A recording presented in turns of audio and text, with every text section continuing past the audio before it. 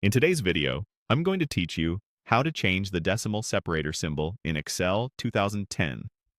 If you work with spreadsheets from different countries, you've probably noticed that some use a period for decimals, like 3.14, while others use a comma, like 3.14. Changing this setting in Excel makes your data entry consistent and prevents formulas, sorting, and imports from misreading your numbers. Start by opening Excel 2010 and going to the File tab in the upper left.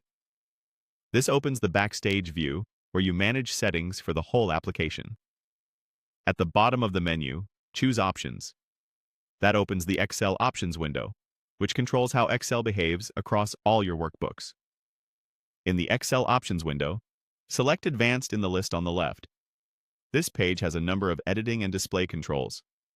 Scroll, if needed, until you see the setting labeled Use System Separators. By default, Excel follows your computer's regional settings here. To define your own symbols inside Excel, clear that checkbox. Once Use System Separators is unchecked, the decimal separator and thousand separator fields become editable. In the decimal separator box, type the symbol you prefer, such as a comma or a period. If you also want your thousand separator to match your regional style, adjust that field as well.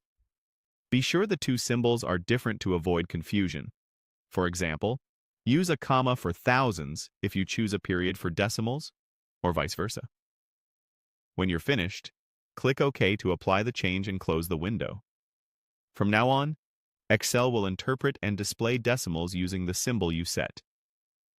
To verify, type a number with decimals in any cell and confirm it displays with your chosen symbol. This affects data entry, number formatting, and many import operations within Excel 2010 on this computer. If you ever need to go back to your computer's default behavior, return to the same advanced section and check. Use System Separators again. A couple of practical tips as you use this setting. If you're opening CSV or text files, make sure the decimal symbol in the file matches what you selected, or specify it during import so numbers aren't treated as text. If existing values appear misread after switching, reapply number formatting or use text to columns to convert them properly. That's it! You've customized Excel 2010 to use the decimal symbol that fits your data, reducing errors and keeping your spreadsheets clear and consistent.